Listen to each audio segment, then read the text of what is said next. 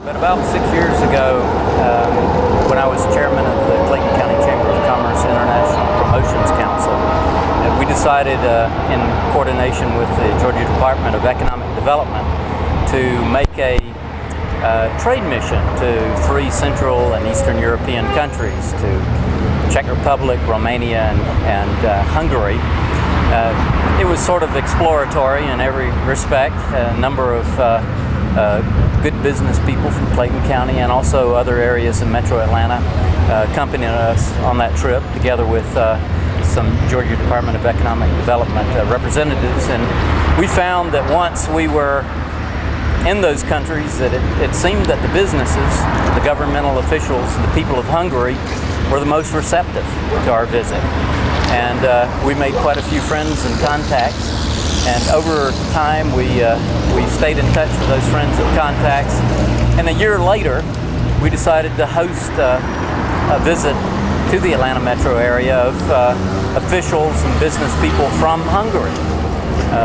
I think when we extended the invitation to them to visit us as a reciprocal visit, we weren't certain whether we would ever hear back from them again. But to our surprise and pleasure, they decided to come, and not only did a group of Hungarian officials decide to come visit us in Atlanta, but the ambassador of Hungary at the time, András Simonyi, and his commercial attaché, press attaché, representatives from the ITD Hungary, which is the International Development Trade Agency in Hungary that is more or less the equivalent of the Georgia Department of Economic Development, but on a national scale, came as representatives. And we had a series of great meetings in Atlanta. We ran a seminar on how to do business in Hungary and so forth. And one day, after a series of long meetings and a dinner, the ambassador came up to me and said, "John, we've met a lot of good people in Atlanta. We've seen a lot of beautiful buildings. It's all been very nice. But tell me, what do people in Atlanta do at night?" And this is a question I'd sort of dreaded might come up somewhere along the way. And I thought, oh no, what could he be getting at here? So I said, "Well, Mr. Ambassador, what is it that you like to do?" And he said, "You know, I really like blues rock music." I said, "Is there some place in Atlanta where you might go see some blues rock?" I was greatly relieved at that question, because that coincides with my own musical tastes and things that I enjoy. And so I threw together very quickly an entourage of automobiles from the Atlanta area leaders who had been attending our seminar, our conference, with whom we'd been meeting, and the 10 or so Hungarian officials that were with us, and we went to Blind Willie's in Virginia Highlands. The group playing there that night was a group called the Breeze Kings, pretty good local blues rock group. And we were sitting there. I wanted the Hungarians to have kind of an American experience, so we ordered, you know, the standard bar food. We had onion rings and chicken wings and French fries and pitchers of beer. And after we got good and relaxed, the ambassador was sitting next to me, and he said, "John, I could play with those guys." And I said, "You can't play with those guys. Hungarians can't play blues. Blues is an American music form." And he said, "No, I'm as good as that guitarist. I could play with those guys." I said, "You can't play with those guys." Well, after a few minutes, the band decided to take a break. They went back to the bar area. The ambassador and the Hungarian entourage went outside to get some fresh air on this hot summer night. And I went back to the bar and talked to the band. And I said, "See those people that have been sitting out there?" And they said, "Yeah." I said, "The ones that don't blend?" Well, that's a bunch of Hungarians that are, and they're pretty important people. They're governmental officials, they're business people from Hungary, and they've come here, you know, seeking opportunities for Hungarian businesses and American businesses to go to Hungary. And you see that gentleman standing over by the door? That's the ambassador, and the ambassador is the most important Hungarian in the United States. He's a big deal. And they said, they're looking at me like, "So what?" And I said, "Well, here's the deal.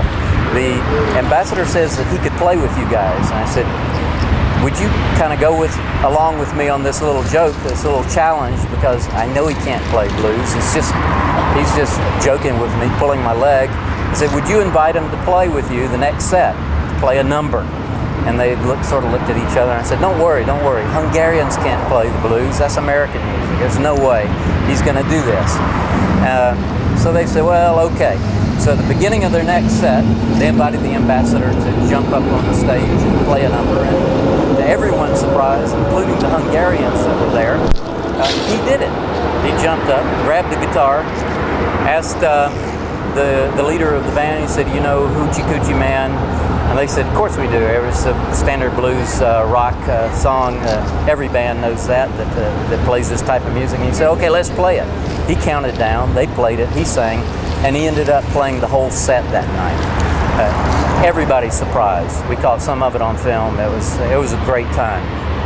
Well, we kind of bonded at that point on a personal level.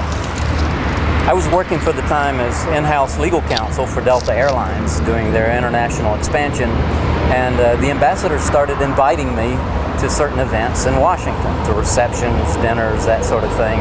A few months later, as time passed, Delta made a business decision to begin service from JFK, New York, to Budapest, Hungary, the only American airline to serve Hungary. And then when Delta, about 3 years ago, decided that it was time for that service to begin operating, I facilitated the ambassador and his group from the embassy taking the first inaugural flight with me to Budapest. Now, when we arrived in Budapest, the ambassador cut the ribbon for Delta to begin that service. We had a huge party right out here on the Danube on one of these river boats. We had fireworks, we had acrobatic flyers flying under the bridges.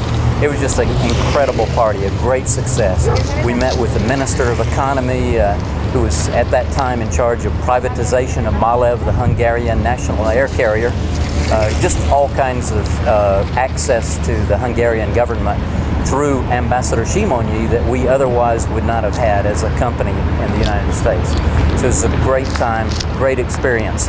On the flight back from Hungary, I was sitting next to Ambassador Simonyi, business elite, going back to New York, and he said to me, John, you know Hungary doesn't have any representation in the Southeast United States. Would you be interested in becoming our honorary consul of Hungary? And based in Atlanta to cover Georgia, Tennessee, North Carolina, South Carolina. I thought, well, okay, this is like the beer talking maybe in Blind Willie's, but he had only had one glass of wine, so it didn't seem like it was the wine talking. So I said, Mr. Ambassador, you know, I'm not Hungarian. He said, that's good. That's what we want.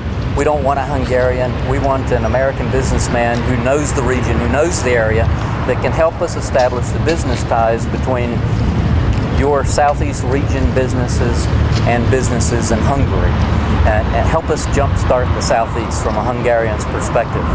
Would you be interested in doing that? And I said, shoot, yeah. This is a great opportunity, and that's where it went from there.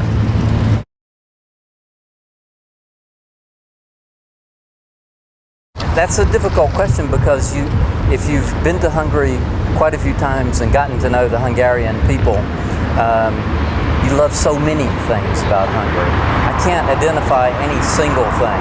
When I think of Hungary, I think of history, I think of culture, I think of food, I think of wine, I think of the interesting political position in which and economic position in which Hungary finds itself today. All fascinating topics.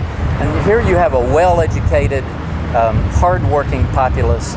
It's like a sponge, just waiting for further development to take it to the next level. On top of that, you have a beautiful city as capital, Budapest. You have a city just south of Budapest named Pest that's going to be the 2010 European Cultural City in Europe. A great country with an infrastructure, people all too willing and hospitable to help you. There's nothing not to like about Hungary.